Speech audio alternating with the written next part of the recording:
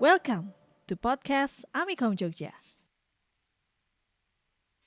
Hi, hello, welcome back to podcast Amikom Jogja. So today, this is a special event because we have seminar international with the title Revolutioning Media Creation and Dissemination, Innovation in Smartphone Videography and Broadcasting Management. Give applause to today event. So, hari ini saya kedatangan dua tamu yang luar biasa sekali dan sangat inspirational karena beliau akan sharing knowledge dengan kita semuanya. Dan yang satu beliau adalah seorang pendidik, pengajar. Beliau juga seorang pembantu direktur satu bidang akademik di AKRB Yogyakarta. Selamat siang Pak Dr. Wahyu Sudarmawan. Selamat siang Mbak Rona. Apa kabar Pak? Alhamdulillah sehat-sehat. Sehat ya. Dan satu lagi pembicara kita ini jauh-jauh dari negara tetangga kita ya. Ya, kalau teman-teman pasti tahunya ini betul-betul ya. Langsung aja kita sambut Enci Asri bin Hasan. Oke, Selamat siang Enci. Selamat siang. Apa kabar Enci? Alhamdulillah sehat. Sehat juga ya. Semalam baru sampai. Semalam baru sampai. Langsung coba-coba kuliner Jogja. Ya. Oke, jadi Enci Azri ini adalah pensyarah atau kalau bahasa Indonesia itu dosen ya.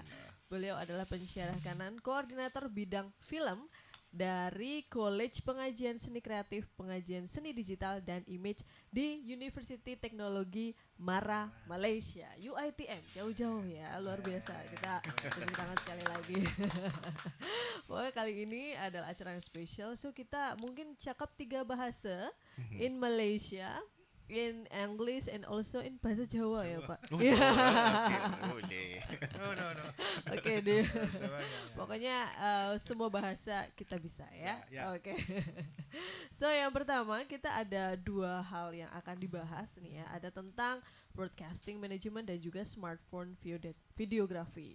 Because we know sekarang dunia digital media ini perubahannya sangat pesat, sangat luar biasa. Apalagi di sini Pak Mawan ini adalah sudah memiliki pengalaman selama 33 tahun, 33 years in dunia broadcasting. So beliau akan pasti sharing banyak hal dari pengalaman beliau yang mengajar sampai sekarang memiliki jabatan juga di salah satu kampus broadcasting yang ada di Yogyakarta. Dan lulusannya juga sudah banyak sekali yang bekerja di televisi.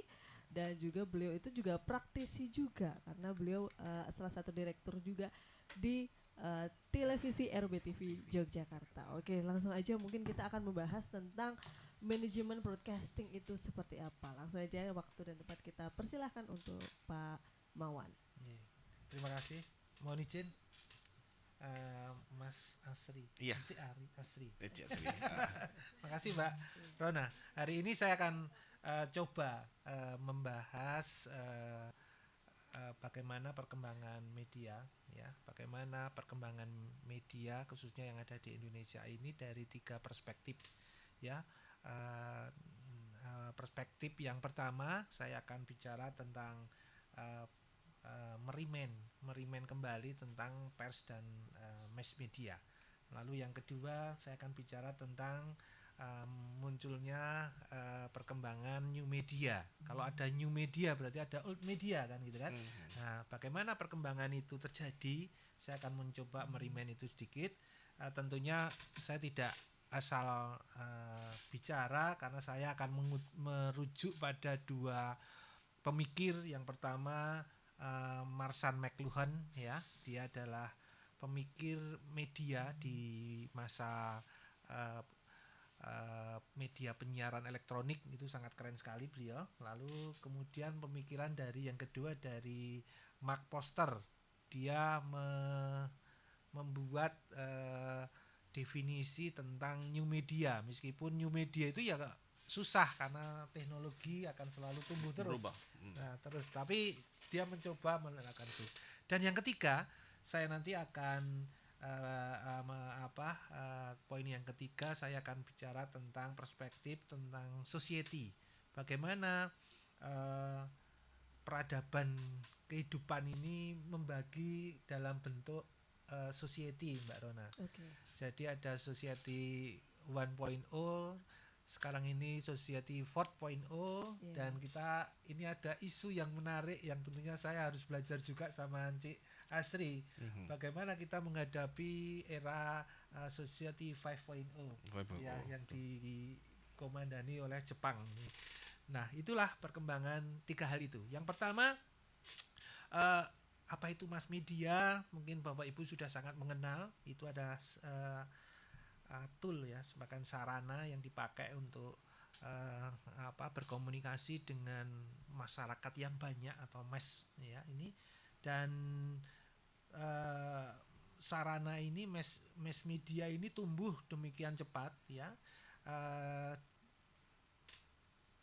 Di slide ketiga, Mas. Yang ketiga. Nah, di sini mass media itu sekarang ini tidak dipakai tidak hanya untuk hiburan dan informasi saja, tapi sekarang ini dipakai untuk informasi, membangun opini, mengadvokasi, melakukan propaganda, dan tentunya yang bisnis tentunya adalah memberikan advertising ya, entertain ya, hiburan masih ada, advertising masih ada, tetapi banyak hal yang bisa dipakai di dalam mass media ini. Salah satunya adalah membangun opini, mengadvokasi, melakukan propaganda, melakukan proses-proses komunikasi yang lain. Kemudian dari sisi media itu sendiri, dulu kita mengenal hanya ada print, radio, televisi, film. Sekarang ini tumbuh berkembang di era internet, sehingga kita ada namanya World Wide Web, dan juga ada internet berbasis internet. Itu bermacam-macam, termasuk salah satunya adalah sosial media yang sekarang tumbuh dengan cepatnya. Lalu next, Mas. Jadi fungsi yang kita harus pertahankan itu, media harus tetap menjadi penyampai informasi. Itu adalah yang harus dipegang ya. Media itu sebagai fungsi pers, sebagai fungsi information ya. Di sini disampaikan dan diyakini oleh banyak masyarakat bahwa pers ini merupakan the fourth estate of democracy. Di situ bahwa demokrasi akan bisa berjalan kalau persnya juga baik. Kalau persnya tidak baik, ini berantakan, pasti akan berantakan. Lah saya melihat ini isu-isu sekarang ini yang jadi masalah adalah ketika jurnalistik atau pers ini dikelola dengan serampangan ya, serampangan. Kenapa? Karena regulasinya tidak bisa mengikuti perkembangan teknologi. Tadi saya diskusi dengan Mas Asri, bagaimana perkembangan teknologinya lebih cepat daripada perkembangan daripada regulasinya. Nah ini nanti kita juga sharing, belajar dari di Malaysia bagaimana, di Indonesia seperti saya mempunyai keyakinan seperti ini. Lalu yang berikutnya, bahwa di dalam konsep pers sebagai pilar keempat demokrasi ini ada fungsi kontrol di situ. Apa itu? Dengan pers yang baik, dengan pers yang benar, itu masyarakat akan semakin semakin yakin, semakin kuat, semakin rekat. Itu kalau kita mendapat informasi yang benar. Lalu bagaimana jika sekarang informasinya itu hoax ya, di mana-mana bergentayangan informasi yang enggak jelas, ini membahayakan. Ini sangat membahayakan terkait dengan nasionalisme. Ini sangat berbahaya. Untuk itu pers harus dikembalikan fungsinya dengan yang baik. Bukan salah. Yang salah itu adalah ketika persnya itu tidak dikelola oleh sebuah lembaga yang basisnya lembaga resmi media. Itulah yang terjadi. Ataupun pemerintah lah. Ya, pemerintah tidak mengatur itu. Betul. Jadi dilepas saja masyarakat. Nah, ini yang jadi masalah sekarang ini. Next, Mas. Jadi mohon maaf sedikit, saya akan bicara tentang saya akan masuk ke dalam ranah new media. Bagaimana teknologi ini harus disikapi? Ada orang yang mengatakan bahwa media baru ini merusak tatanan agama, tatanan moral ya. Nah, sekarang kami melihat masyarakat harus gimana? Harus dilawan. Nah, ini saya melihat dari sisi syariat saja, bahwa dalam konteks syariat ini masuk di dalam konsep muamalah, ya. Bagaimana manusia berhubungan dengan manusia lain itu ada ilmu namanya politik, ekonomi, sosial, hukum, etika, ya. Dan ini soal-soal ini harus diatur, ya, harus diatur dan sudah diatur di dalam kitab-kitab suci, ya, termasuk dalam hal ini saya bicara tentang Al-Qur'an. Di sini sudah diatur tentang bagaimana cara orang berumah tangga, waris, hingga bagaimana masuk toilet aja kita diatur gitu loh. Nah, ini bagaimana kalau dengan sistem teknologi digital ini diatur nggak? Harusnya diatur. Bagaimana cara mengaturnya? Inilah, ya, dengan konsep muamalah, bagaimana manusia berhubungan dengan manusia yang lain ini, kita harus hati-hati di dalam menyikapi proses disrupsi, ya. Disruption, percepatan ini harus dilakukan dengan digital ini harus dilakukan dengan baik supaya tujuan kita yang baik menuju global smart society di era 5.0 ini bisa tercapai. Lalu sedikit saya bicara tentang saya Muslim, saya akan bicara tentang bagaimana next ya Mas, ya, di Al-Qur'an di situ disebutkan bahwa Al-Alaq ayat 1 sampai 5, Iqra bismi rabbikal ladzi khalaq, ya. Bacalah dengan menyebut nama Tuhanmu yang telah menciptakan. Dengan kita membaca, dengan kita belajar, maka kita akan bertambah ilmunya. Lalu berikutnya di Al-Baqarah ayat 31 sampai 33, di situ dijelaskan bahwa Tuhan memberikan ilmu kepada manusia yang tidak diberikannya kepada makhluk yang lain seperti malaikat. Tuhan mengetahui segala yang terlahir maupun yang tidak terlahir, dan ilmu Tuhan itu sangat luas. Manusia itu hanya diberi sedikit aja ilmu. Tapi jangan merasa jagoan di situ, ya. Kita hanya diberi sedikit aja. Artinya kalau kita manusia itu merasa sudah hebat dengan teknologi digital, itu keliru. Karena itu hanya ilmu sedikit dari Tuhan. Ya, itulah yang terjadi. Dan yang terakhir saya mengutip surat Al-Anbiya, ya, ayat 80-81, di situ bahwa Al-Quran pun menyebut perkembangan teknologi ketika Nabi Daud membuat baju besi, ya. Dan itu dipakai untuk dalam peperangan. Itu pun sudah, ilmu seperti itu sudah ada di dalam Al-Quran. Sehingga ketika kita belajar tentang teknologi digital ini, tentunya harus melihat seberapa besar kepentingannya untuk muamalah. Next, Mas. Perkembangan media massa, saya langsung aja bicara tentang supaya cepat, ya. Jadi saya akan bicara tentang bagaimana McLuhan, ya, dia mengatakan bahwa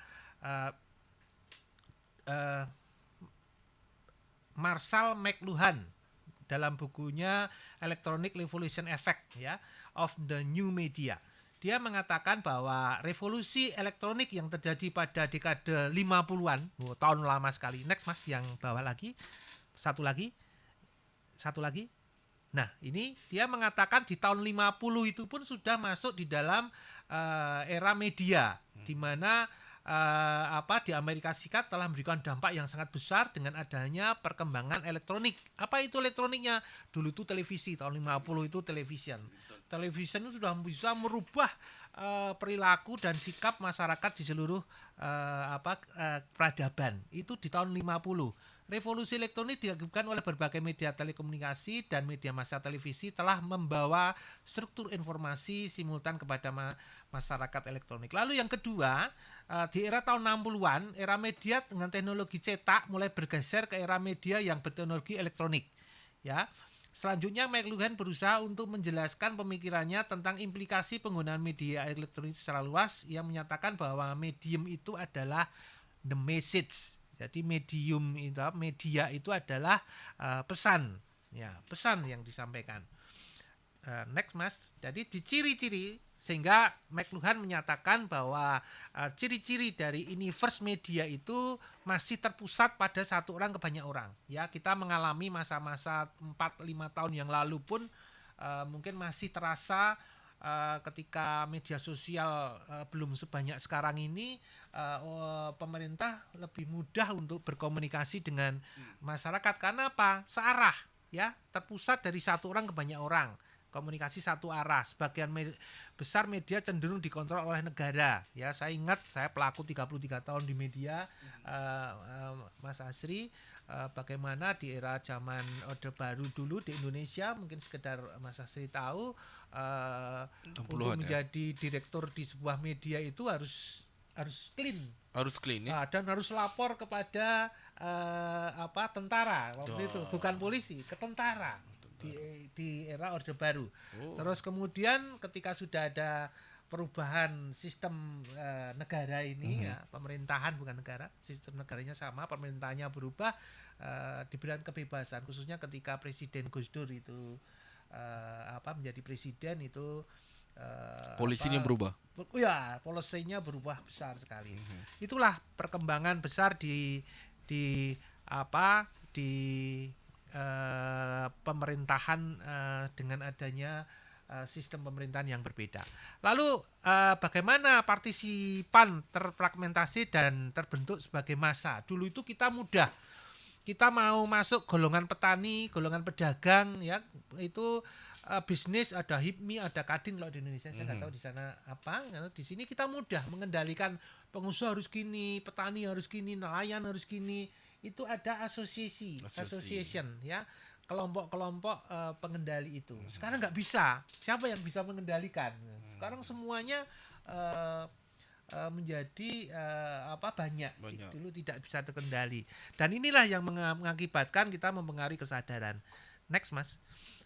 Lalu saya di dalam buku kita mengenal namanya media kedua. Dia di pemikiran ini dibuat tahun 1990 oleh seorang pemikir namanya Mark Foster. Dia mempublikasikan buku yang berjudul The Second Media Age, ya, yang menggambarkan dimulainya periode baru dalam teknologi yang sifatnya interaktif. Ya, interaktif. Dulu searah, sekarang interaktif. Dan tidak hanya interaktif, tapi juga ada menggunakan networking. Jadi ada banyak sekali pengusaha yang memiliki media juga banyak. Betul. Ya. Jadi media dikuasai oleh swasta. Kalau dulu dikuasai negara, sekarang dikuasai oleh komersial. Ya, inilah perkembangan dunia yang menuju ke era second media age. Ya. Gagasan era media kedua telah dikembangkan pada tahun 1980, menandakan adanya perubahan penting dalam teori media. Lalu McLuhan ini didukung juga oleh pandangan seorang pemikir namanya Pierre Levy. Dia mengatakan bahwa ia memandang bahwa World Wide Web adalah sebagai lingkungan informasi yang terbuka, fleksibel, dan dinamis.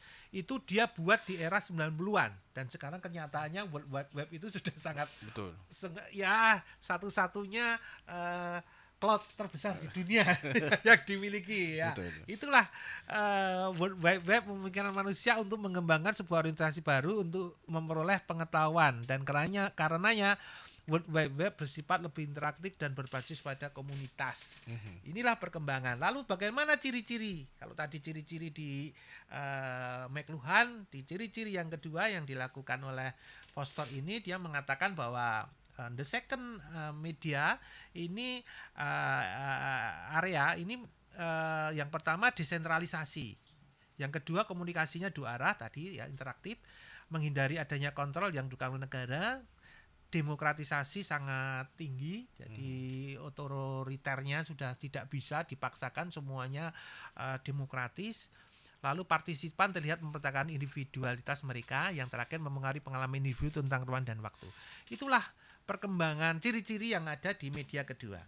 Lalu bagaimana dengan perkembangan media lama dan media baru ini dalam tantangan kehidupan masyarakat? Seperti saya tadi sampaikan, topik yang ketiga saya akan bicara tentang society. Bagaimana society tumbuh dan berkembang, apakah media dan society ini bisa saling terhubung, ya, dari bagaimana hubungan mereka. Ini saya akan sedikit bicara tentang society. Yang menarik, isu yang paling menarik itu adalah ketika kita sekarang masuk di dalam society 4.0, di mana kita lagi seneng-senengnya ngomong tentang AI, ya. AI ini kan sekarang robot dan sebagainya, kita seakan-akan kita masuk di dalam dunia yang penuh dengan teknologi yang rasa sosial tidak ada. Betul. Semuanya bisa dibuat eksak. Lalu tiba-tiba pemerintah Jepang membuat regulasi, munculnya isu tentang adanya Society 5.0 yang menekankan bahwa hati-hati loh dengan teknologi digital. Ya, jangan sampai itu hanya untuk kepentingan ekonomi gitu, Mas Asri. Karena kalau kita hanya melihat dari sisi ekonomi, nanti hanya akan muncul penguasaan orang terhadap orang yang lain. Jadinya nanti itu hanya berpikir, tidak ada rasa humanisme, tidak ada rasa kemanusiaan yang ada. Sehingga Society 5.0 ini merupakan konsep yang mendefinisikan bahwa teknologi dan manusia, ya, teknologi dan manusia itu akan hidup berdampingan. Kita jangan sampai terkungkung oleh terlena oleh perkembangan teknologi yang akhirnya membuat kita itu tidak merasa manusia. Maaf, bahasa saya kasar.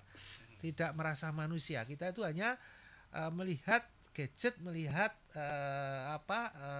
software tanpa kita melihat bagaimana itu manfaatnya. Nah, Society 5.0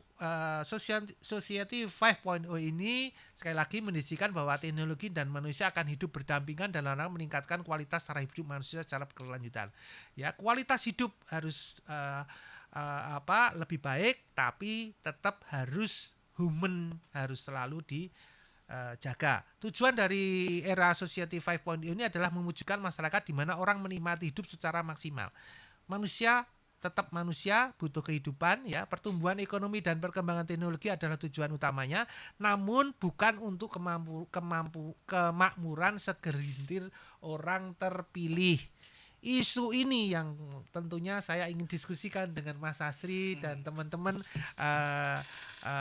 yang hadir di dalam podcast ini, untuk hati-hati kita menghadapi teknologi ini bukan untuk kemakmuran segelintir orang.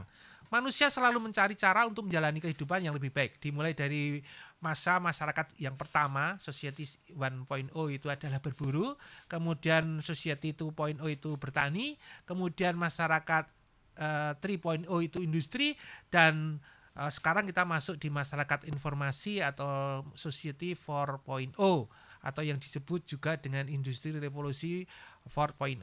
Setiap masa memiliki karakteristik yang berbeda namun dengan tujuan yang sama, yaitu perkembangan dan kemajuan peradaban manusia, bukan robot, ya, bukan robot, bukan AI, tapi peradaban manusia. Next, Mas.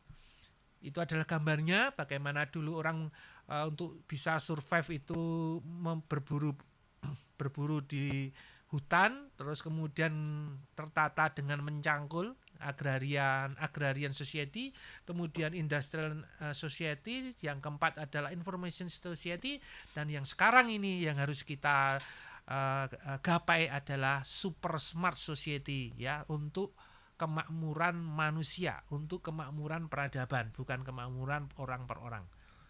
Lalu bagaimana dengan next, Mas? Bagaimana dengan Society 5.0 ini? Ini sedikit pengantar saja. Society 5.0 bertujuan untuk menciptakan masyarakat yang dapat menyelesaikan berbagai tantangan sosial dengan memasukkan inovasi revolusi industri keempat, ya.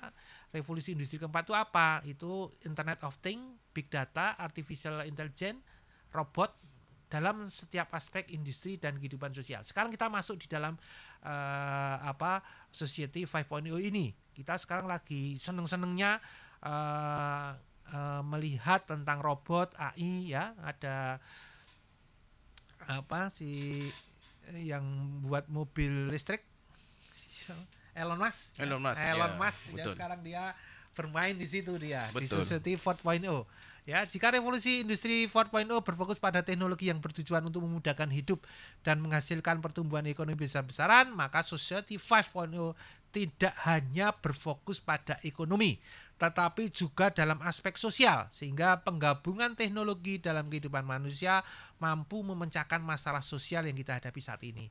Kita sekarang lagi bingung dengan kehidupan sosial, kenapa? Karena belum menggunakan teknologi ini sebagai dengan pendekatan sosial.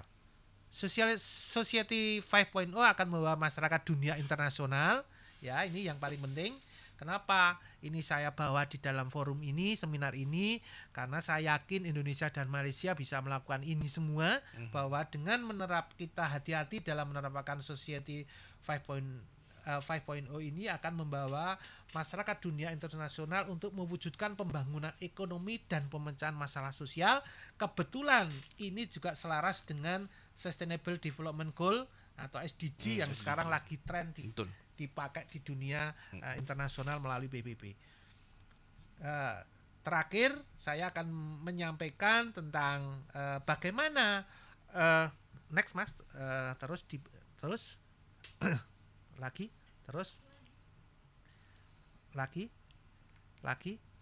satu lagi. Nah, di sini kita akan melihat bagaimana competition di era Society 5.0, ya. Era disruptif yang kemarin 2 tahun 3 tahun yang lalu kita gembor-gemborkan, ya, percepatan ini adalah akan menciptakan peran-peran baru yang menggantikan peran lama, ya. Dokter sekarang mungkin tidak perlu bawa stetoskop, ya, dengan gejala-gejala nanti dikirim. Ini perkembangan teknologi sudah sangat cepat, ya. Orang rekreasi tidak lagi ke Indonesia ke Malaysia atau Malaysia ke Indonesia, tapi ke luar angkasa, ya Mas. Nah, ini disruption ini, orang-orang yang nggak masuk akal ini. Tapi ternyata ini terjadi, menciptakan suatu inovasi dan terobosan baru yang lebih efektif dan efisien. Next Mas. Nah, ini disrupsi, bagaimana proses disruptionnya? Yang pertama, disrupsi akan muncul model-model bisnis baru dengan strategi yang lebih inovatif, di mana intangible asset melampaui tangible asset. Jadi sekarang intangible asset ini harganya lebih mahal daripada barang yang berwujud. Nah, ini kan menjadi sesuatu. Nanti saya akan belajar dengan Mas Hasri bagaimana seni art ini akan dipakai bisa menjadi sesuatu yang sangat nilainya jauh lebih tinggi daripada yang bisa berwujud. Nah, ini.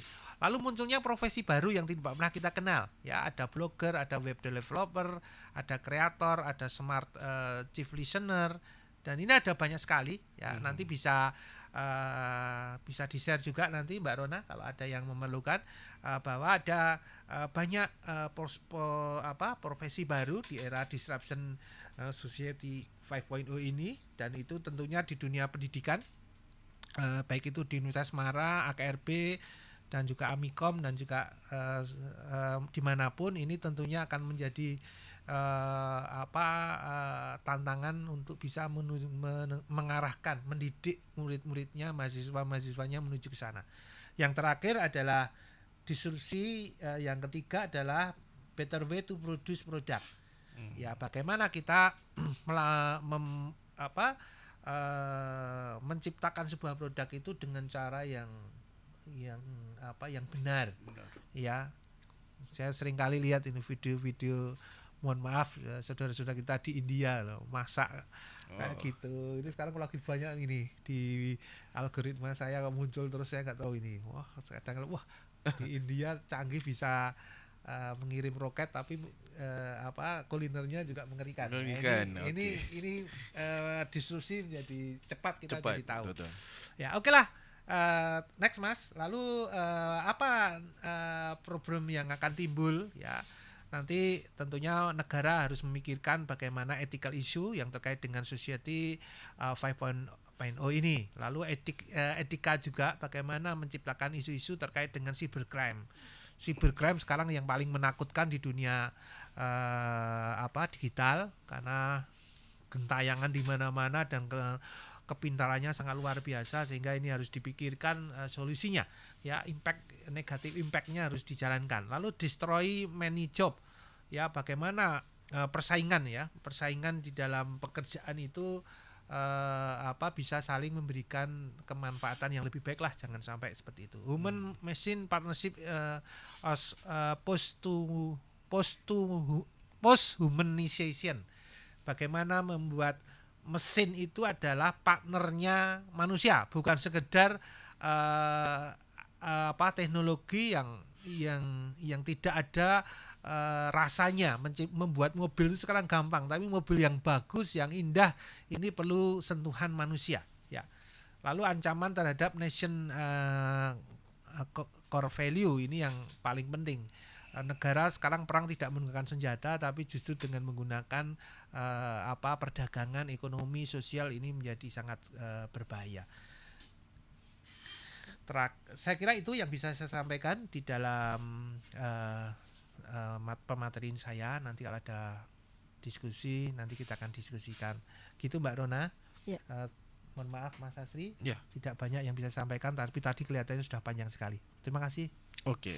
Assalamualaikum warahmatullahi wabarakatuh. Waalaikumsalam warahmatullahi wabarakatuh. Baik, terima kasih sekali lagi Pak Mawan sudah sharing dengan kita semuanya terkait tadi ternyata ada banyak impactnya juga ya di society kita, Betul. apalagi terhadap berita yang kita bisa dapatkan dari mana saja. Betul. Kita selama punya internet, kita browsing apapun yang viral gitu kan, sebenarnya tidak ada validasinya apakah itu real atau settingan atau Fake news. fake ya.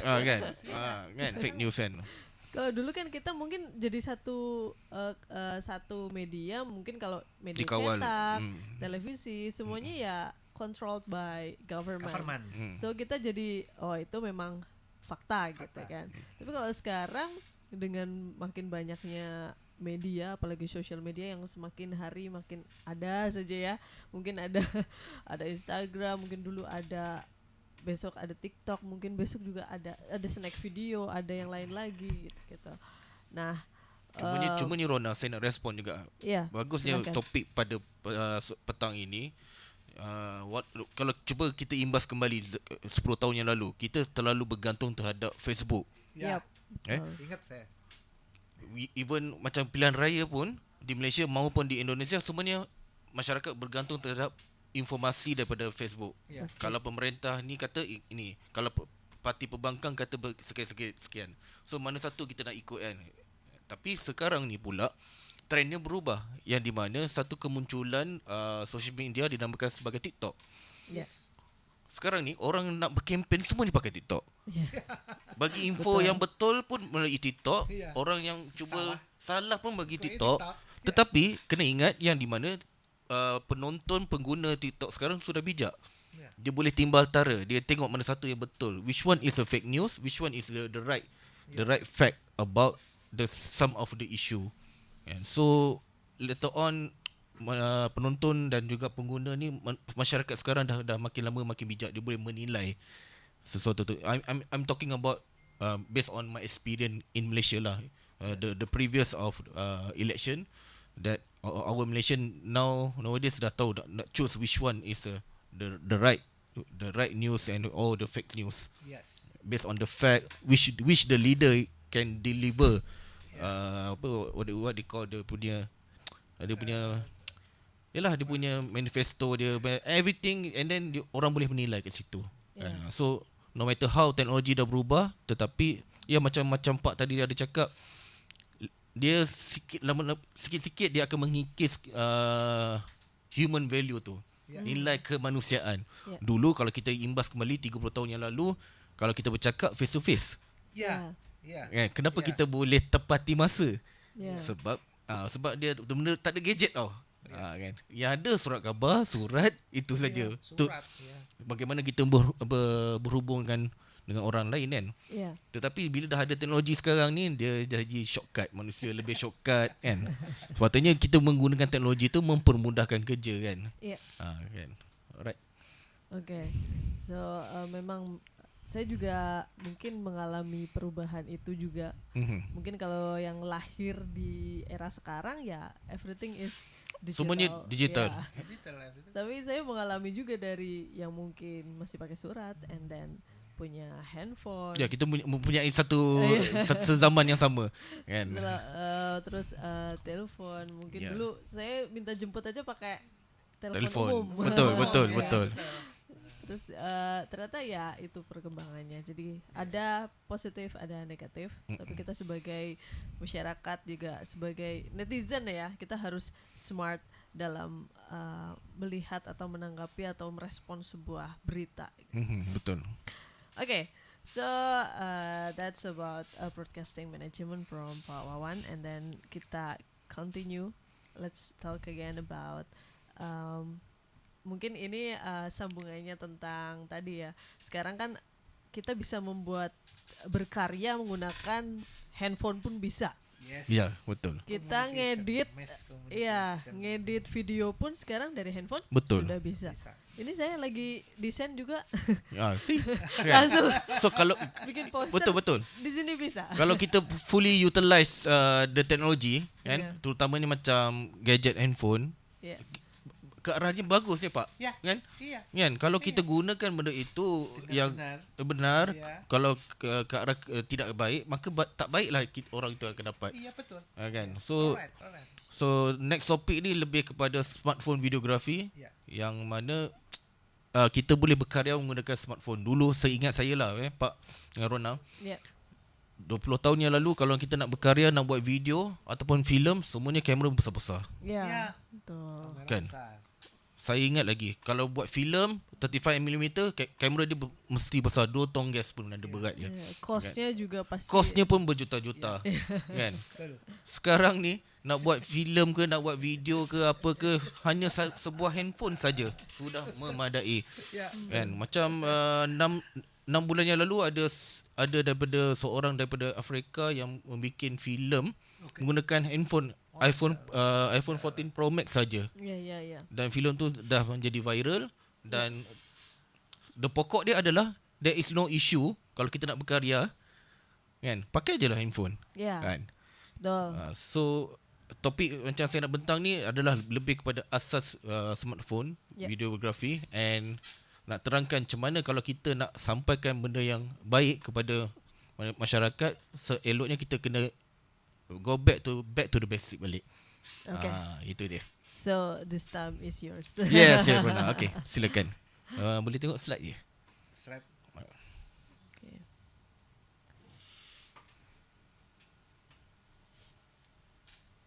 Okay. Alright. Okay, next slide. So basically kalau saya bentang-bentang ini lebih kepada asas-asas shot, alright, and camera angle and also camera movement. And number 2 is a basic of lighting, asas pencahayaan, and also basic rakaman audio. Ya. Okay, next slide. So, saya percaya video ni pernah menjadi viral di TikTok. Cuba play. Cuba play. Saya rasa di Malaysia, I don't know, kalau video ni pernah masuk tak dalam FYP di TikTok Indonesia. Cuba tengok. Kita tengok. Ya, boleh play. Oh. Keren. Right, let's start.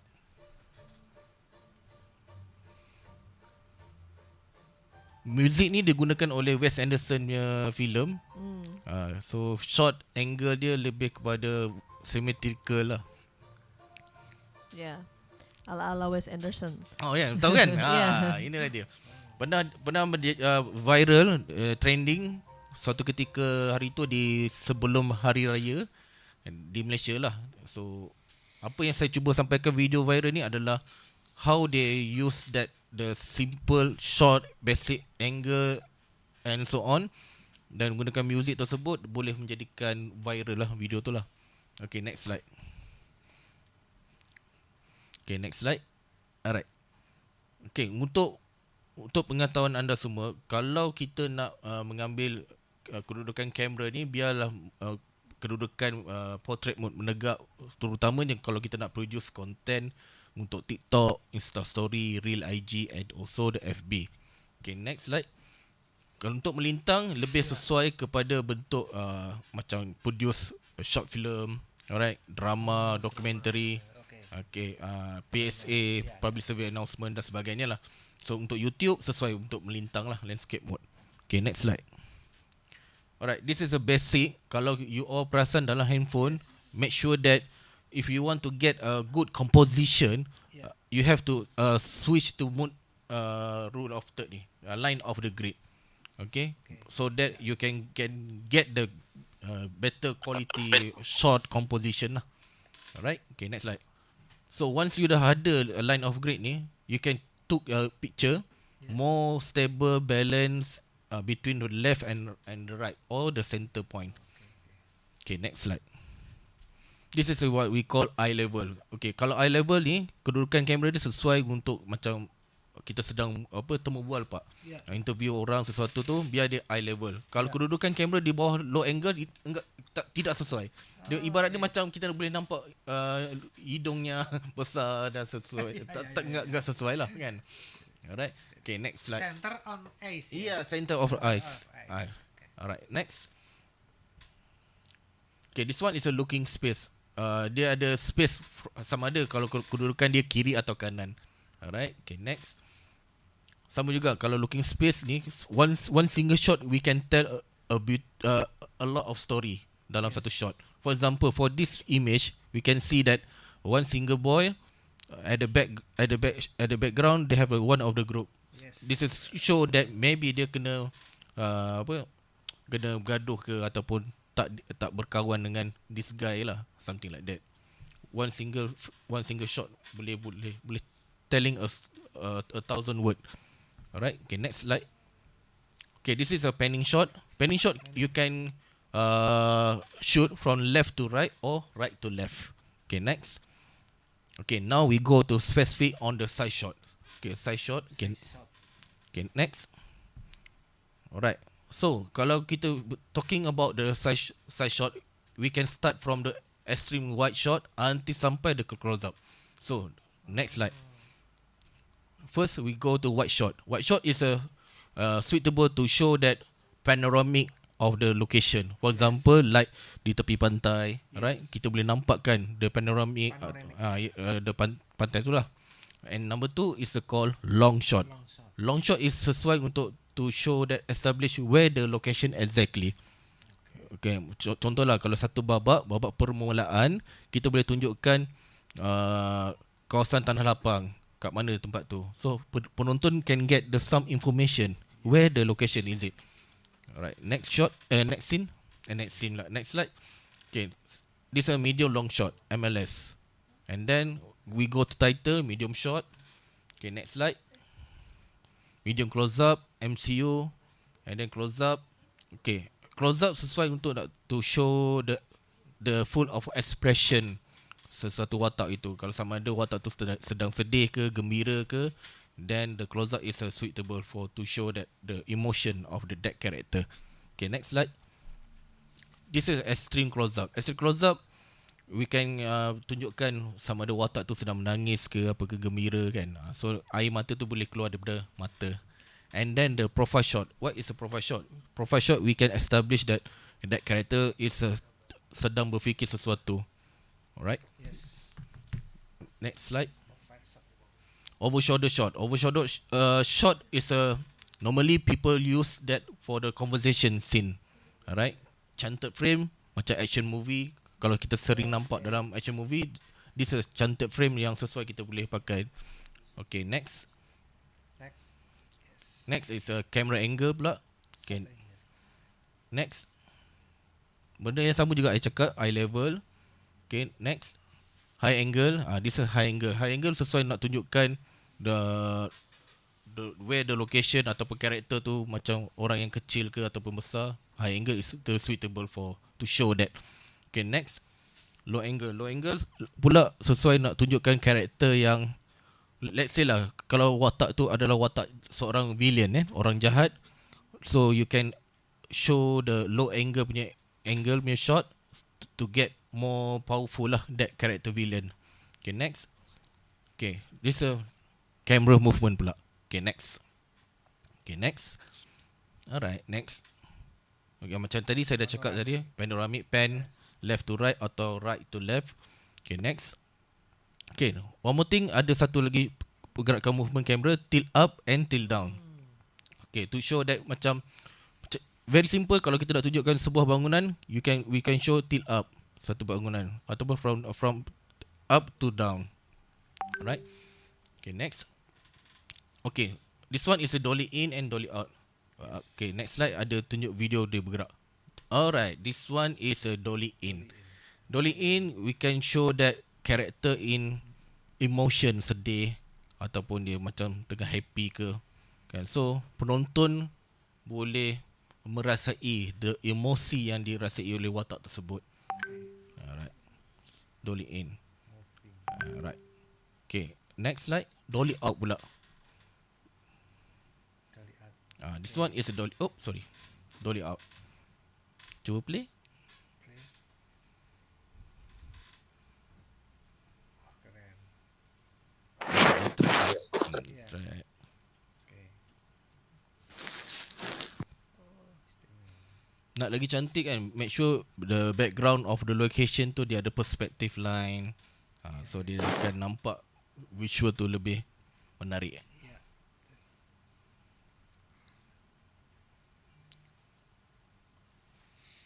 Okay, next slide.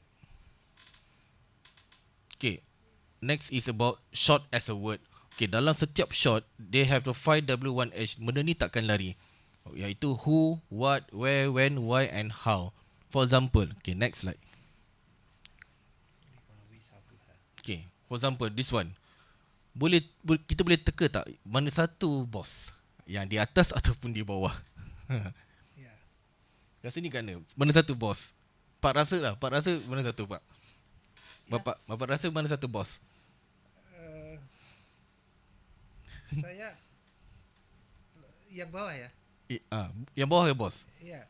Okay, kalau betul. bawah. Kalau bawah tu Iya betul kan? lah. Iya kan? Ya. Ya. Tetapi kalau kita tengok dari segi camera angle, yang mana lebih berkuasa? They have the more powerful. Oh, okay. Ya. I think it's paling atas sekali kan. Ya. Sebab dia kedudukan dia macam low angle sikit. Ya. Dia macam sneaker terhadap Eyes. bawah. The eyes, Ya. the reaction of the face, Yeah. and also the camera angle tu nampak dia more too powerful kan. Yes. Rather than the boss. The boss is more eye level. Iya. So kalau kita nak buat jalan cerita storytelling, kalau kita base dengan short sekali, dia lebih nampak menarik. Okay, next slide. Okay, this one kalau medium shot, make sure jangan dia macam terlalu kosong. Dia ada satu perbuatan aksi lah. Even though macam medium shot, you can put two talent in one single shot. So dia ada movement ni lah. Okay, next slide. Long shot, kalau boleh long shot, dia nampakkan lokasi tu kat mana dan ada pergerakan movement from the subject. So dia tak nampak bosan lah. Kalau nak ada single seorang dalam satu long shot pun boleh, pastikan dia ada propping yang penuh dalam frame supaya penonton tak akan nampak bosan. So bila propping macam bunga yang ada kat bawah shot ni, secara tak langsung penonton akan tahu, oh, this is a location berada di kedai bunga. Okay, next slide. Okay, this one is extreme long shot. Extreme long shot ni pula adalah sesuai untuk nak tunjukkan the kawasan panoramik, yang kawasan padang pasir dan sebagainya. Alright, okay, next.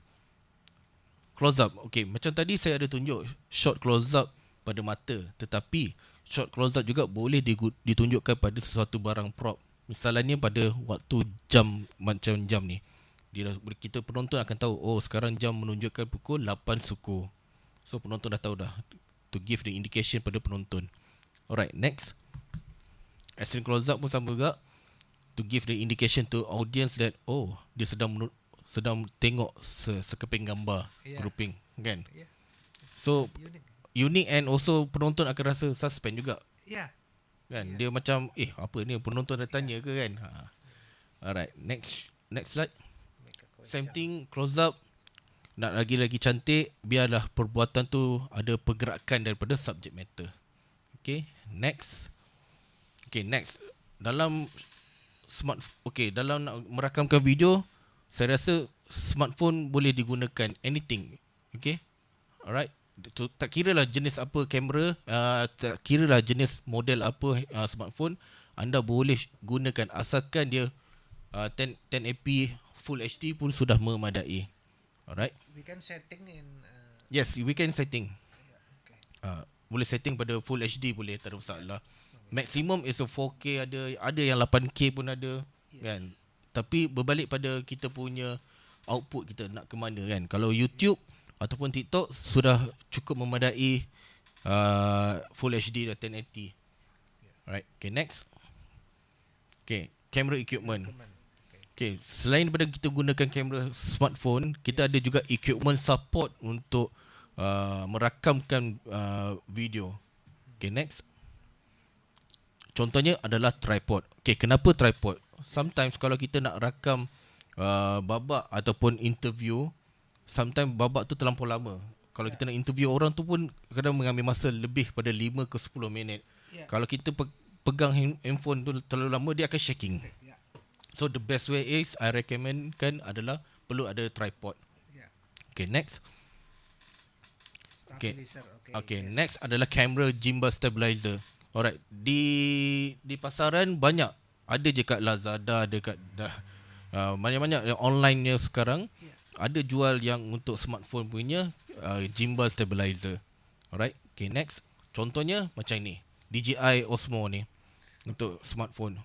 I think if you ada budget, you can beli benda ni. You can shoot any kind of video, tak kira lah iklan ke, short film ke, video for TikTok ke. Pakai this one equipment, it's sudah memadai, sudah cukup untuk nak rakamkan visual yang menarik. Alright, next. Ini pun sama juga. Yang ini adalah salah satu keperluan kamera aksesori. Ya, yes, dia ada lens, dia ada LED light, mic dan tripod dan lain-lain lagi lah. Okay, next. This one is slider. If you guys ada budget lebih, you can buy a good proper slider. But if you tak ada, pakai DJI Osmo nya gimbal tu sudah cukup memadai dah. Dah okay dah. Okay, next. Pencahayaan. Now we talking about pencahayaan. Okay, we talking about the smartphone videography. Pencahayaan sangatlah penting. Okay, next slide. Okay, next. Okay, they have a 3-point lighting. Yang number one, they call as a key light. Key light is the main source of the light for the given ataupun sumber cahaya utama kepada subject matter. Yeah. This important. Yes, this is very important. It's a basic. Basic. Dia sangat basic, Pak. Kalau kita tak ada lampu, Pak, dia ibaratnya subject matter tu gelap. Dan gambar tu dia nampak macam 2D je. Dia tak akan dapat 3 dimension. Kan? So itu masalahnya. Okay, the key light boleh letak sama ada di kiri atau ke kanan subject matter. Alright. Okay, next slide. Okay, fill light. Fill light adalah a source of light used to be softened. The shadow can created by the key light to decide the amount. So maksudnya fill light ni adalah to kill the hard shadow punya kontras daripada lampu key light. Alright. Okay, next slide. The last is about the backlight. Backlight is a give separation between the subject and the background. The reason why backlight tu dimunculkan, diciptakan supaya kita nak mewujudkan perbezaan di antara subjek dengan background. Andai katalah backlight tu kita tak on, nanti muka badan subject matter tu akan dia blend dengan background jadi 2D, two dimension, dia macam melekat. Alright. Okay, next slide. This is a mapping. How the key 3-point lighting. Yeah, key light, fill light and also backlight. Yes. Okay, next. This is an example. Okay, untuk pengetahuan bapa, during the MCO lockdown tempoh hari, saya buat kuliah pun pakai lampu 3-point lighting. Ini bilik saya. Ini di bilik di rumah saya. Lalu sepanjang 2 tahun online saya pasang lampu ni, Pak. Kan. 3-point ya. 3-point lighting juga. Lampu semua lampu yang murah, Pak. Saya beli kat online saja, Pak. Kan. Okay, next slide. Dan inilah contoh 3-point lighting saya buat lah. Bila buat kuliah online ini macam lah, Pak. Keren. Yes. Okay, next. Okay, next adalah mikrofon. Okay, kalau untuk smartphone videografi, saya akan tunjukkan contoh-contoh mic yang sesuai untuk kita rakamkan. Audio adalah sangat penting di mana untuk merakamkan bunyi seperti dialog, ucapan ataupun voice over dan rekod muzik sangatlah penting dalam audio dan visual. Kalau kita tak ada tak pilih the right microphone mic selection, maka kita akan problem untuk rakamkan bunyi. Okay, next slide. Contohnya lavalier mic. Okay, lavalier mic benda ni boleh dipasang pada pelakon dan dia akan rakam dan merakamkan itu dia akan transfer ke dalam mixer ataupun to direct kepada handphone. Yang di sebelah kanan pula adalah shotgun mic. Shotgun mic tu adalah dia macam mic yang boleh dipasang daripada atas kepala pelakon untuk rakamkan bunyi dialog ataupun kita boleh rakamkan bunyi. So the distance about 2 ke 3 kaki dah boleh cukup memadai untuk rakamkan dialog ataupun ucapan orang. Okay. Alright, this one is very simple. Dia just attach pada smartphone saja. Okay, next slide. This one pun boleh juga. Okay, ada alternatif lain yang boleh kita pakai. Okay, next. This one is a wireless compact microphone. Kalau you all ada budget lebih, boleh beli this one ni. Tetapi yang ni dia attach terus kat badan pelakon ataupun badan host kan? Tetapi dia nampak lah. Okay, next slide. Ada satu model yang baru. Okay, next. Yang ni dinamakan M-Grass. Mic ni tengah trending.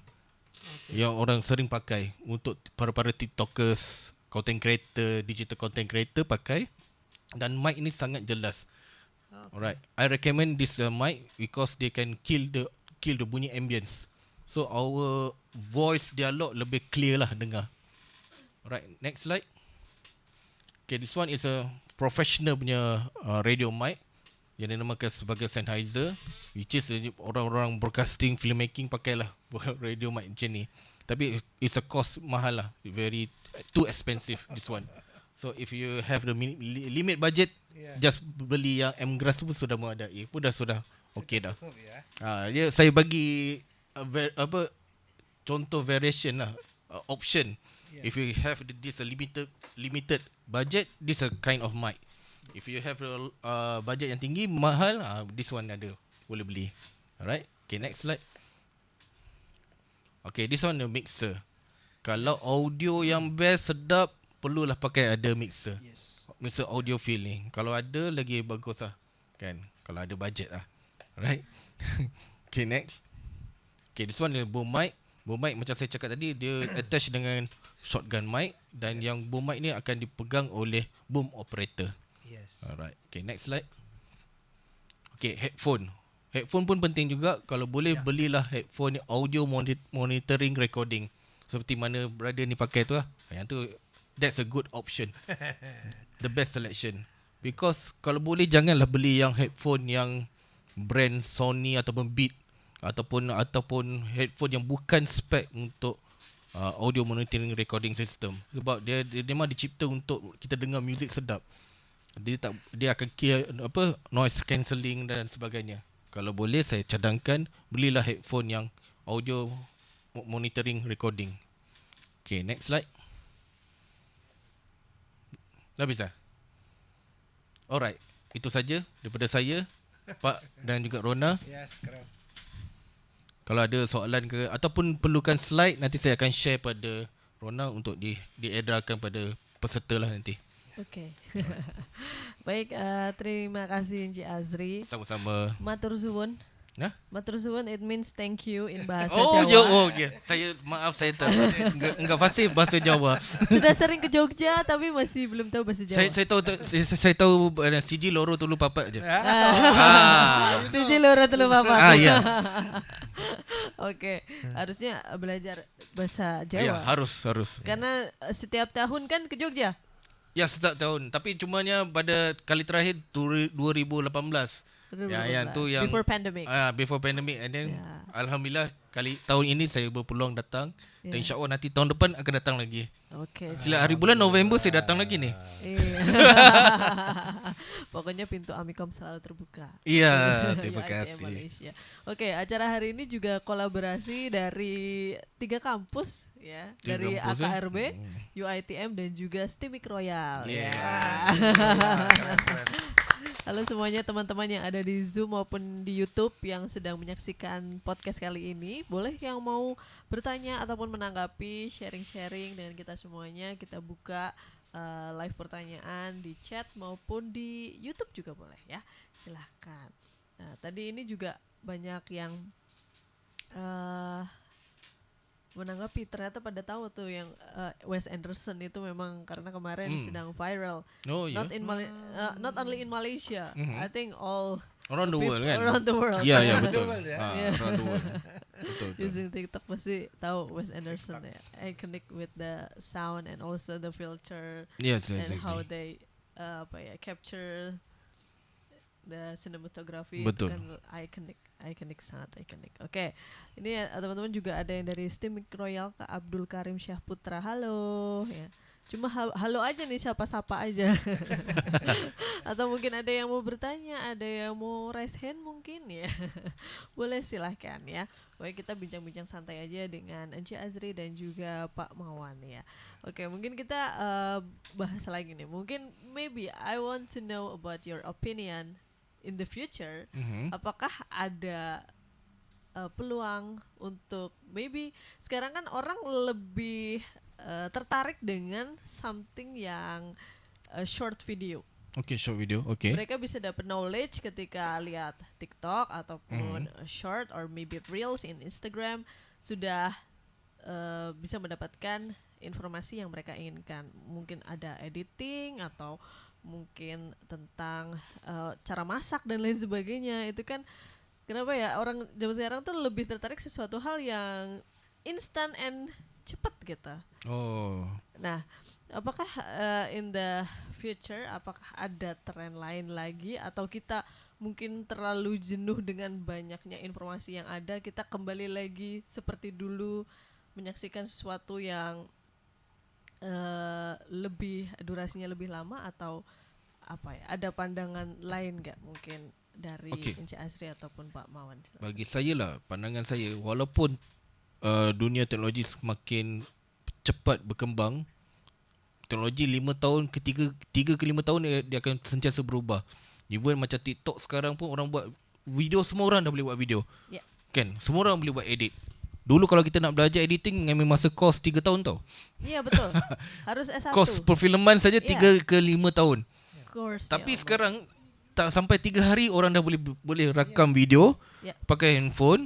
Orang boleh belajar editing dalam masa tempoh tak sampai 5 jam. Dah boleh edit dan video tu dah boleh viral. Akan tetapi jangan terkejutlah, satu hari nanti kita akan back to the basic balik. Back to the basic. Back to the basic. Cepat tu jadi panjang balik. Sebab orang suka benda yang berbentuk yang lama, nostalgia. Contohlah macam saya ni kamera filem ni. Oh iya, betul. Walaupun saya di era digital, saya mengajar dalam bidang pengajian seni digital dan imajan, saya tetap kembali pada filem. Okay. You know why? Back to the basic. Oh. Sekarang digital. Karena lebih apa? Menantang atau lebih apa menurut Encik Azri? Saya digital is a very shortcut. Dia cepat, dia mudahkan kita cepat. Tetapi dia mengajar kita lebih cepat, tetapi dia terlupa tentang prinsip asas disiplin. Disiplin. It's about life, disiplin kita adab kita dengan orang. Kan? Kalau kita ambil gambar, Rona, klik je, pak. But again, apa yang kita ambil gambar tu, isu dia tentang apa? What is the idea? What is is it the right aperture, the right 3-point lighting? Is it the right ni? So macam kadang-kadang saya keep asking balik benda tu. Tak, era digital tak salah. Bagus. Saya pun TikTok juga, into the TikTok. I always tonton TikTok walaupun follower rendah. Sebab saya suka share knowledge pada orang, tetapi saya tak konsisten benda tu. Sebab saya ada satu sifat yang macam saya selalu kalau rakam video saya akan kumpul dulu. Saya akan ikut macam time bila saya nak viralkan kat TikTok, saya akan upload lah benda tu. So berbalik pada persoalan Rona tadi, yang penting back to the basic. And then saya percaya walaupun digital dah ada AI sekalipun, AI pun satu masalah juga, Pak. Kan? Betul tak, Rona? Ya, betul. Kita tanya AI, ChatGPT, how to cook ayam goreng. Dia bagi lah. Langsung. Tak sampai, Rona, tak sampai 3 minit dia bagi jawapan. Akan tetapi dia bagi tips dan menu cara nak buat ayam goreng sedap tu, bolehkah kita buat apa yang disarankan oleh ChatGPT tu? Belum tentu. Walaupun AI tu dah bagi tahu kat kita, sekian, kalau kita try masak, tak sedap lah. Again, so dia berbalik pada human touch balik. Itulah Macam bagaimana Pak? Ya, saya setuju dengan kita sekarang butuh literasi ya. Ya. Literasi bagaimana habit people to pick up photography, and then he says please choice yourself. Nah, betul. Ya kan? Pick up many photograph, and then please choice yourself. Betul. Tidak betul itu menurut saya. Kenapa? Karena seharusnya kalau setiap orang itu diajari literasi ya, setiap people dikasih ilmu tentang basic prinsip daripada fotografi tadi, misalnya yang disampaikan Ci Asri tentang bagaimana panoramik, bagaimana mengambil close up, itu diajarkan, itu indah loh dunia ini. Ketika kita buka gambar di handphone itu indah sekali gitu. Tapi sekarang enggak. Sekarang itu ada hidungnya separuh, matanya separuh. Betul. Itu kan membuat bagi orang kan enggak membuat kita itu nyaman. Ya, betul. Ya, itu dampaknya besar terhadap kehidupan ini. Tapi kalau itu dilakukan dengan benar, insya Allah gambar muncul di handphone itu bagus semua, indah kok dunia itu ya. Itu yang pertama. Yang berikutnya kalian juga gini Mbak Rona, Mas Asri, bahwa setiap daerah, setiap jangankan negara, setiap daerah aja itu mempunyai habit and behavior yang berbeda. Misalnya Jogja senang dengan video atau foto kuliner misalnya gitu. Tapi orang di Jakarta mungkin lebih senang tentang panorama. Nah, saya juga ingin belajar dari Mas Asri, di Malaysia apa yang populer di sana. Nah, ini kan kita bisa belajar bahwa setiap daerah itu mempunyai mempunyai tren sendiri-sendiri. Sehingga kalau harapan saya sekarang mungkin sama-sama pengguna user terbesar di Malaysia juga TikTok. Mas Asri. Ya, user di media sosial di Malaysia terbanyak TikTok. Ya, banyak sama di TikTok. Ya. Kita juga TikTok sama, Mbak. Memang sekarang tren TikTok. Memang kita Facebook, dapat Instagram. Facebook suatu ketika dulu tinggi. Tetapi dia batch yang sekarang yang hanya adalah orang golongan konservatif. Yang konservatif. Yang masih suka dengan Facebook, suka membaca. Saya pun suka membaca, tetapi ada kalanya fasa saya dah ke arah TikTok. Sebab saya percaya TikTok dia boleh bagi kita a variation of informasi. Dia give some idea for the creative person, and kita boleh timbal balik. Macam itulah. Ya, itulah. Ini menarik sekali ketika kita juga bisa mempelajari mungkin dari teman-teman yang di Palembang ya. Itu apa di Palembang yang suka yang sangat populer konten di sana apa? Di Jogja tadi saya ngomong kuliner, hobi, ya, motor, itu kan di Jogja juga sangat banyak yang suka. Tapi apakah di Palembang juga sama? Di Malaysia, di Johor apa, di Kuala Lumpur apa? Tentunya pasti akan berbeda. Itu sehingga ketika kita bisa mengaplikasikan ilmunya Mas Asri tadi, itu tadi saya sampaikan, dunia ini menjadi indah. Dilihat dari video, dari foto indah. Tapi kalau kita semuanya sama, semuanya frame-nya sama, orang Eropa, orang Malaysia, orang Indonesia sama, bosen ya? Kita bosen, boring lah. Saya kira itu Mbak Rona dari saya. Mungkin bisa share teman-teman apa yang sekarang perlu kita kembangkan ini tren ini. Betul. Ya. Oke.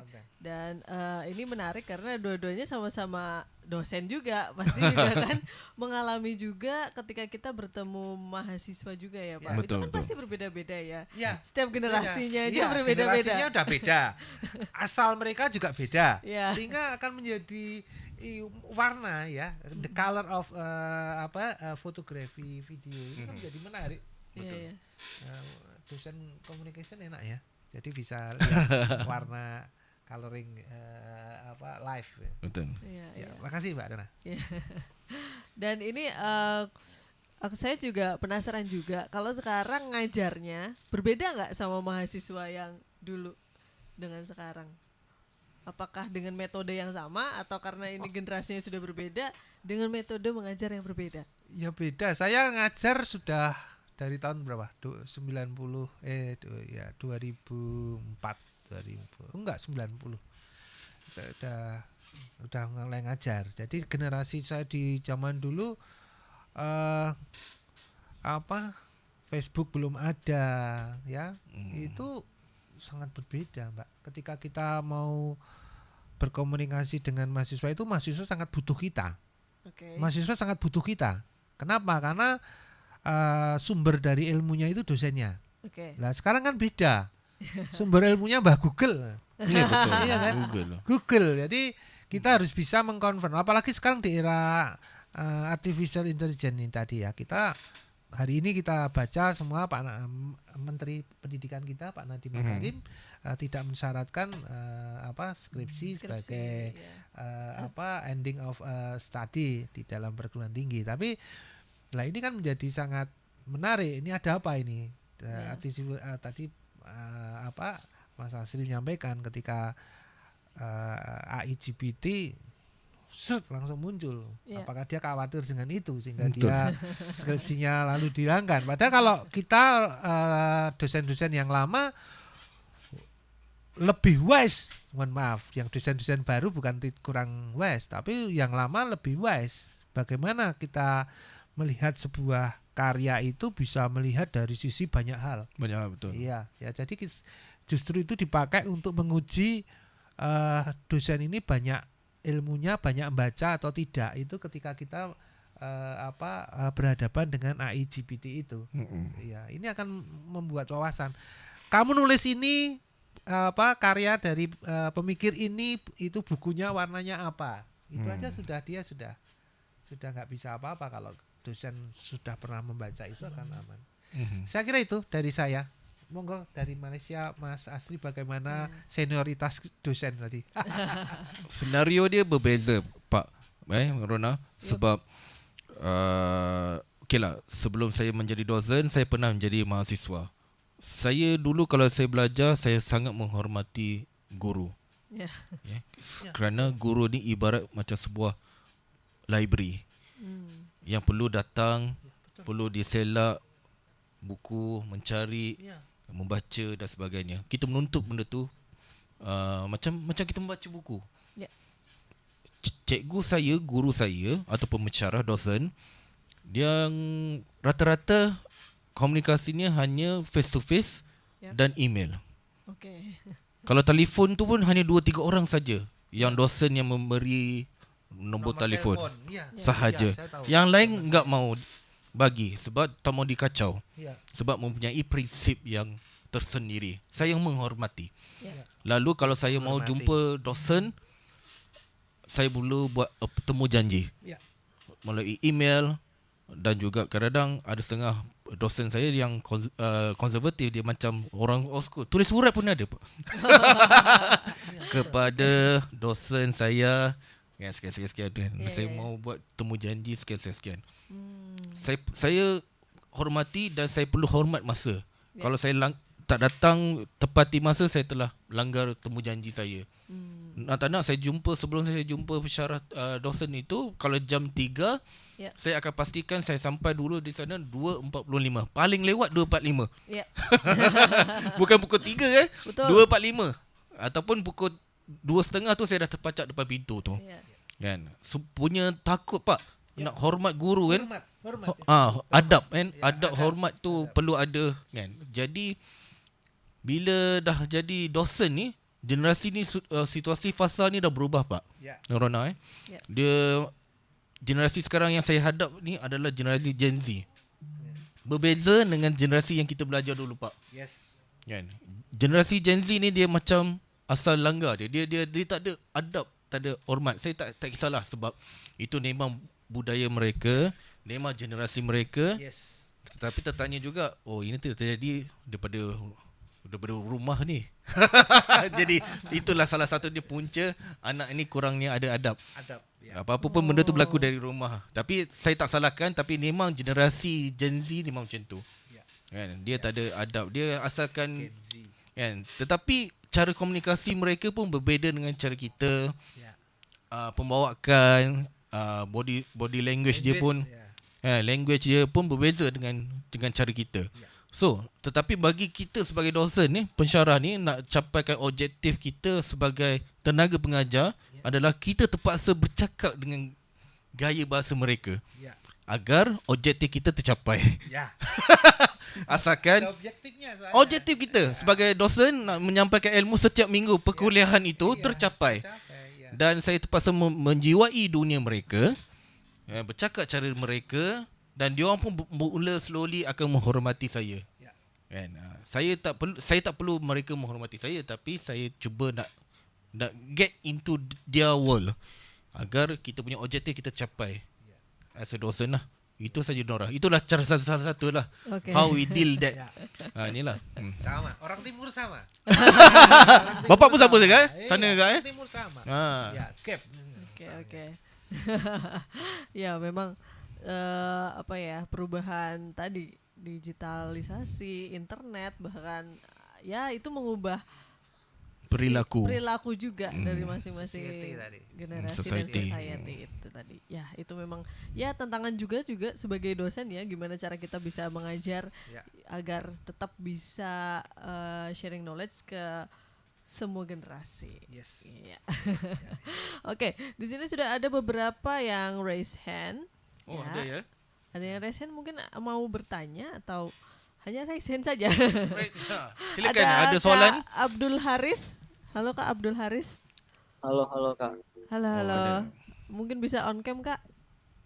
Maaf Kak, ini jaringannya lagi kurang stabil. Oh, kurang bagus. Boleh kalau mau bertanya via voice aja, it's okay? Oke, boleh. Oke, silahkan Kak. Assalamualaikum warahmatullahi wabarakatuh. Selamat sore.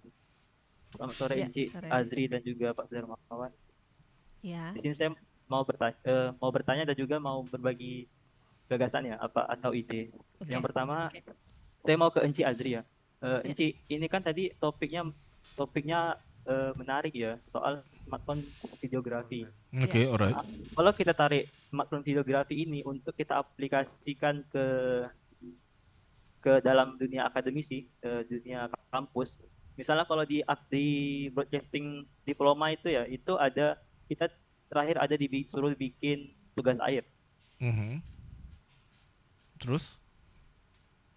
Berapa besar, mungkin yang seperti biasanya. Mungkin apakah ketika smartphone videografi ini bisa tuh dimasukkan untuk menjadi sebuah alat untuk berkreasi melalui smartphone videografi itu, melalui handphone contohnya gitu. Oh. Itu yang pertama Ji. Sebentar aja, ini azan, mungkin saya jeda sebentar ya. Di sini Oke. baru azan. Oke, Kak Abdul Haris.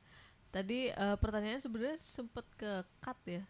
Ada Oh, iya. suaranya. Terputus ya. Terputus Oh ya, nanti tadi. mungkin dilempar ke yang lain dulu. Ini saya menunggu azan dulu. Oke. Saya ulang dari awal. Oke, thank you Kak Abdul Oke. Haris. Ya, Warga sipil ya Kak Abdul Haris. Soalnya namanya Abdul Haris warga sipil. Oke, kita lanjut ke penanya selanjutnya. Ada Kak Bayu TFA. Halo Kak. Halo. Oh, halo. Halo, selamat sore. Selamat sore. Saya mohon maaf ya, ini tidak bisa menghidupkan kameranya Oke. karena sedang internetnya tidak stabil. Oke. I want to ask Enci Azri, Okay. what's your opinion about AI in editing? Oh, okay. Oh, okay. That's a good question. Alright. Because this is the problem solved. This is very important, and the problem for Gen Z to create the innovation about film, about maybe a simple video. And what do you think about AI create a human? Have you know, maybe in Indonesia get viral selebgram create from AI?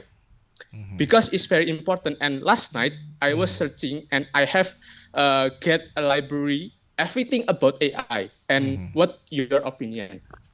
Okay, so that's a nice question Alright. from Kak Bayu ya. Oke, kita tampung dulu, kita lanjut lagi ke penanya selanjutnya, Kak Rifan Effendi. Halo Kak Rifan. Ini karena dari 3 kampus, mungkin bisa disebutkan kampusnya dari mana ya? Ah ya, boleh silakan. Oh ya, Sebut kampus mana? I'm sorry, I'm from AKRB University. Oh, Kak Bayu Same. dari AKRB. Yeah. Oke Kak, thank you Kak Bayu. Kita lanjut ke Kak Rifan Effendi, silahkan. Baik, Bismillahirrahmanirrahim. Assalamualaikum warahmatullahi wabarakatuh. Waalaikumsalam warahmatullahi wabarakatuh. Sebelumnya kenalkan saya Irfan Effendi, juga dari AKRB, sama seperti dua sebelumnya juga. Oke. Sini yang mau saya tanyakan ini apa? Namun sebelumnya tidak di posisi perkembangan media saya ini tidak dapat kita pungkiri bahwasannya society di 5.0 itu sangat mudah dilakukan dengan media gitu. Seperti yang dikatakan CSD tadi juga, bahwasanya membuat hal yang baik itu sangat mudah dan membuat hal yang jahat pun sangat mudah tadi ya. Nah, sehingga menurut saya platform new media juga butuh dengan yang namanya regulasi pengawas seperti KPI gitu. Nah, dan karena jika hanya berpegang pada UU ITE, karena kan posisinya saya ini new media hanya berpegang di UU ITE gitu. UU ITE ini sangatlah tingkatnya itu sangat labil, itu tergantung kemampuan dari yang menggugatnya. Kalau viral baru ini ya Mas. Baru dibahas kalau viral. Dan selain itu UU ITE hanya akan diproses jika pihak yang dirugikan itu membuat pengaduan, membuat laporan baru akan diproses. Nah, jadi di sini yang menjadi poin pertanyaan saya, bagaimana pandangan dari Pak Mawan maupun Cik Ezri selaku praktisi ini di industri broadcast mengenai yang saat ini platform new media tidak ada regulasi pengawas khusus gitu seperti KPI gitu. Ini mungkin pandangannya gimana ini kira-kira, hal yang cocok atau emang butuh yang namanya regulasi? Oke. Itu aja sih. It's a nice question too ya. Jadi ternyata Kak Rifan itu juga peduli tentang regulasi tentang pengawasan di sosial media konten saat ini. Oke, mungkin kita langsung aja kita jawab beberapa penanya pada sore hari ini. Mungkin tadi Kak Bayu yang bertanya tentang what's your opinion about AI in editing.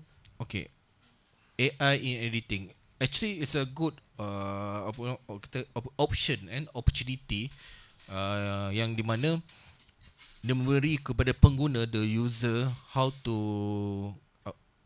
cut your menjimatkan masa dalam penyuntingan editing. Akan tetapi saya pernah cuba satu editing ni yang dinamakan sebagai Adobe Firefly if not mistaken, yang mana kita letak satu footage interview ataupun temu bual ataupun dokumentari, dia akan edit by the question. Dia edit by question and the answers by the respondent. So the cutting point and also yang tu dia sangat macam robot yang edit. Dia tak ikut the feel of the soul from the editor tu. Yang edit tu adalah robot dan dia akan edit by template saja. So nowadays software editing macam contoh Firefly ke ataupun yang coming soon, dia akan ada satu lagi software editing yang untuk AI untuk memudahkan orang membuat penyuntingan. Tetapi and again not AI editing yang boleh baca the whole of the story. Itu dia problem dia. Macam the practice yang sebelum ini, sebelum kemunculan AI, kebanyakannya editor akan baca skrip. Dia baca skrip, dia akan tahu the whole of the storytelling, the story from the film ke, short film, doku dan sebagainya. Dia akan edit by the story. Kalau AI, dia akan edit by dia punya just potongan by robot. Dia akan baca, dia read algorithm and info data from the dialog dan sumber yang apa yang dia dapat benda tu. Satu lagi software pula, Firefly yang saya sebutkan tadi, bagus juga. Dia punya pro dia adalah, contohlah kalau kita nak letak visual tepi pantai, nampak ombak sedang memukul pantai. Software Firefly tu dia boleh letak sound effect air ombak memukul pantai. Exactly, dia akan baca AI tu based on the visual saja. So dia boleh add on the music background, music sound effect dan sebagainya. Yang tu bagus lah. Tetapi saya cadangkan kita tengok walaupun teknologi tu boleh memudahkan, menjimatkan masa kita, tetapi and again, adakah dia akan mengganggu perjalanan jalan cerita yang kita cipta selama ni? Alright. Soalan yang pertama, apa yang tadi soalan pertama tadi adalah about regulasi pengawas tentang konten yang ada saat ini. Apakah kalau di dunia nyata kan kita bisa laporkan langsung ke pihak betul. berwajib gitu. Tapi kalau konten yang beredar di sosial media kita harus gimana? Contohlah saya bagi ya. Di Malaysia pun dia tak ada satu badan ataupun institusi yang boleh mengawal tentang kandungan kreatif, kandungan digital yang boleh sebarkan benda-benda yang sama ada bagus dan tidak bagus. Is it bad or news? Good and. So berbalik di Malaysia sebenarnya sama je di Indonesia, dia tak ada satu badan institusi pengawal tu. Orang akan berdasarkan bertindak based on the report polis ataupun Suruhanjaya Komunikasi, and then barulah ada tindakan terhadap orang yang buat sebarkan fitnah dan sebagainya. Bagaimana di Indonesia, Pak? Ya, Indonesia regulation broadcasting in Indonesia, we have broadcasting law that make on 2002. It's very long ago, that regulated about analog broadcasting. Yeah. Now digital broadcasting is not regulated in Indonesia because government belum menetapkan undang-undang broadcasting law yang terbaru, Mas Asri. Jadi broadcasting law dengan digital not regulated in Indonesia. After now. Yeah. But we have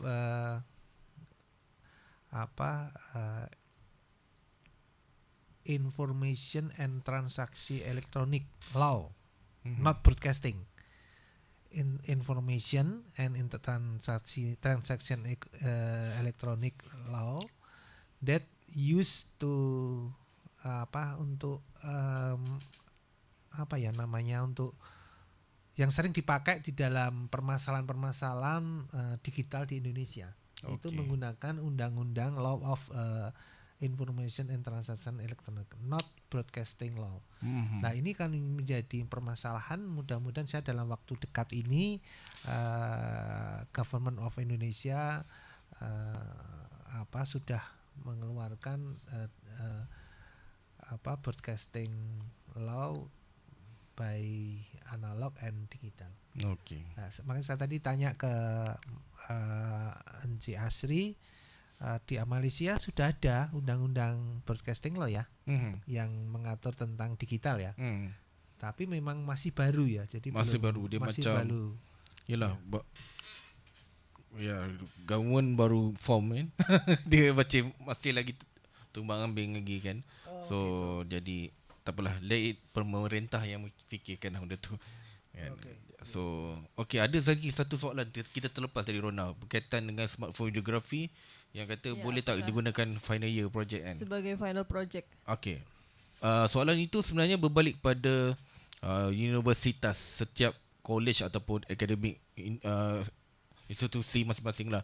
Kalau requirement boleh menghasilkan final year project dengan menggunakan smartphone videography, just double check kalau boleh benda tu syarat dilepaskan, then you can apply benda tu. Tetapi kalau syarat ditetapkan oleh universitas perlu sebuah kamera yang high quality, berquality, just you follow that the rules and regulation lah. To me, if you want to produce a short film, alright, no need to buy a good camera ataupun kamera yang mahal pun. Just smartphone sudah saja dah boleh menghasilkan karya-karya yang kreatif. Kreatif tak ada batasan. Jangan anda menunggukan ada uang, butuhkan wang yang begitu banyak untuk hasilkan karya, sampai bila-bila anda takkan menghasilkan sebuah karya yang bagus. Berbalik soalan tadi untuk final year project, please double check mana-mana universitas punya syarat and rule and regulation. Kalau requirement perlukan kamera professional, go ke kamera professional. Kalau tak ada, you can use the smartphone, sudah memadai. Alright, itu pandangan saya. Oke, jadi tergantung kampusnya juga ya. Iya, betul. Membolehkan ataupun dosen pembimbingnya juga apakah mempunyai membolehkan menggunakan smartphone aja atau memang harus pakai kamera profesional, itu back to the dosen. Okey, kalau tanya saya, kena kamera profesional because Why? sebab nanti bila dah kerja nanti, kita kerja dalam industri perfilman ataupun industri broadcasting, we use the camera professional juga. Kan? So nak tak nak, biarlah kalau kita nak hasilkan final year project, boleh gunakan kamera profesional lah. Bagi pandangan saya lah. Ya, kalau mohon maaf memberikan tambahan. Ya. Media baru Mbak Rona. Jadi media baru sekarang itu kan basisnya adalah waktu, time. Betul. Time itu sekarang pendek. Ya, short time untuk sebuah karya film ya sekarang ya short film. Terus TikTok, Instagram, apalagi kalau Instagram ada reel, ada story, itu juga pendek sekali kan, just 1 minute kan. Itu kan membiasakan, mendidik mahasiswa dengan menggunakan handphone ini, itu saya pikir cukup. Karena untuk produksi short film, feature itu mungkin sudah cukup untuk melihat kemampuan seseorang.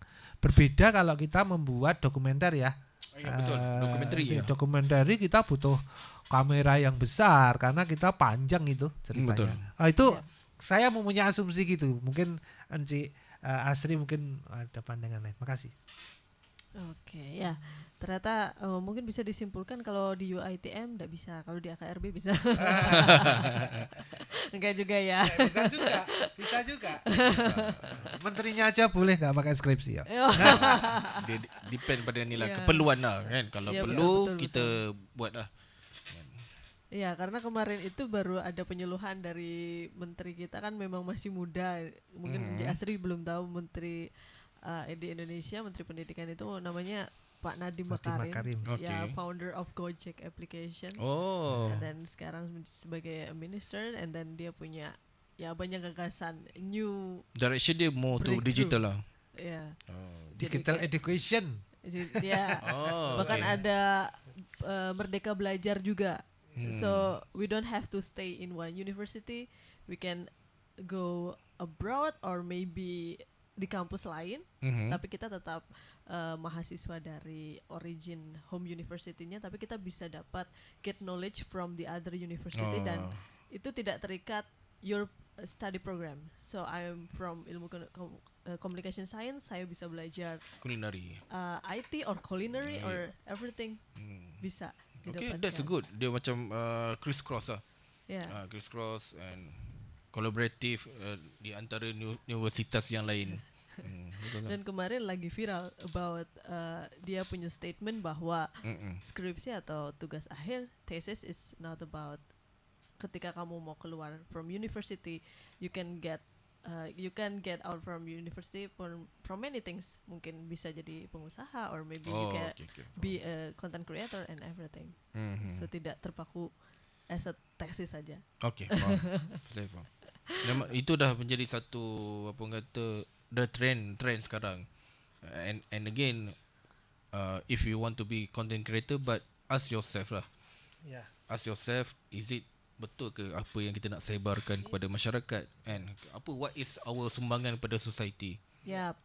I'm always say that to my student, one day if you want to be a filmmaker, content creator atau anything must remember that apakah sumbangan kita terhadap society. Betul. Itu kena pegang kerana benda ini akan dipersoalkan amalan kita. Iya, betul. Itu dia. Saya risau Jangan hanya itu. mikir ekonomi saja. Iya, jangan fikirkan ekonomi saja, tetapi kena fikirkan balik kita kena ada manusia. Manusia. betul.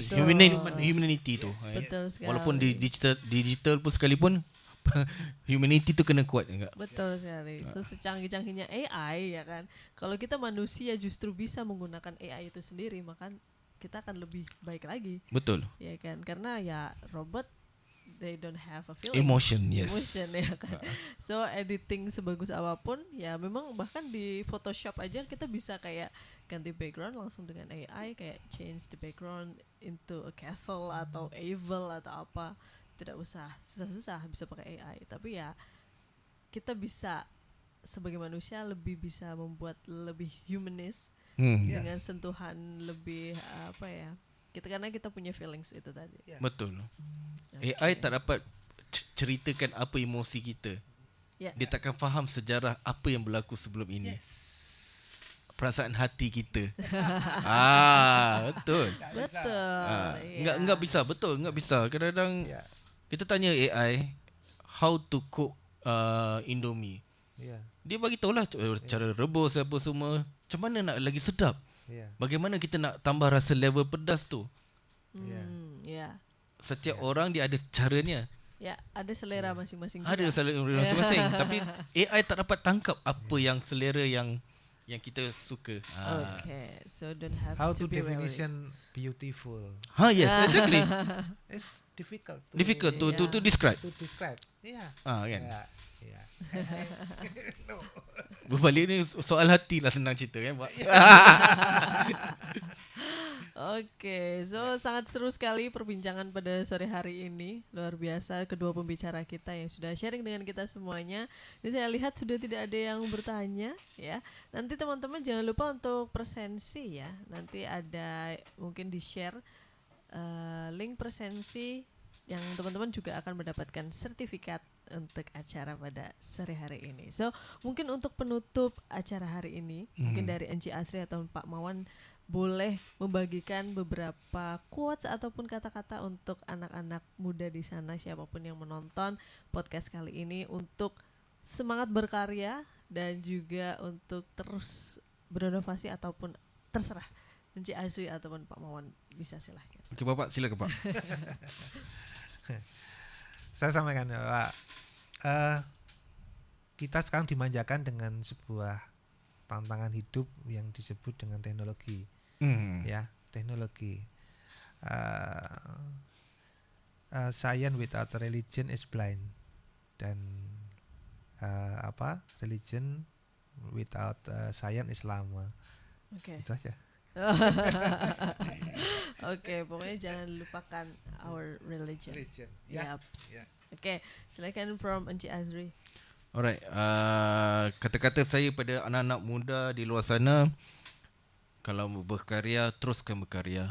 Alright, jangan ada satu perasaan boundary yang menghalangkan kita untuk terus berkarya. Berkarya tu biarlah seikhlas hati datang dari hati kita, dan benda tu biarlah jujur datang daripada hati kita. And the last is adalah buat sampai jadi, bagi jadi. Alright, so ask yourself, macam saya cakap tadi lah, apakah sumbangan kita terhadap society? Adakah benda tu baik atau tidak? Terletak pada diri anda sendiri, dan share lah benda yang baik-baik pada masyarakat. Alright, bukan saja untuk ekonomi, untuk kaya, tetapi fikirkan juga untuk amalan kita bawa ke akhirat nanti Pak. InsyaAllah. Ya, karena itu adalah kehidupan yang abadi. Ya, betul. Oke, ya. Itu tadi luar biasa. Ini justru sangat sampai ke akhirat kita, bahwa kita di dunia ini kan kalau bisa berbuat baik dan juga bermanfaat juga untuk orang lain ya. Betul. Ya.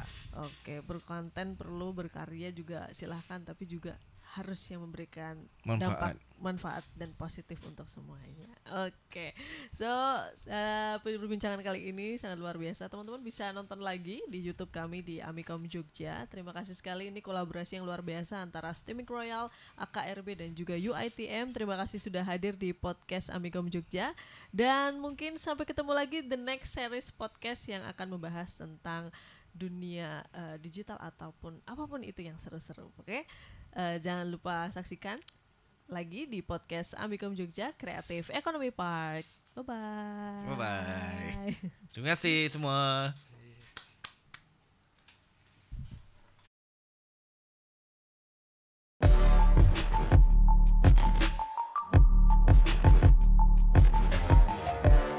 Welcome to podcast Amikom Jogja.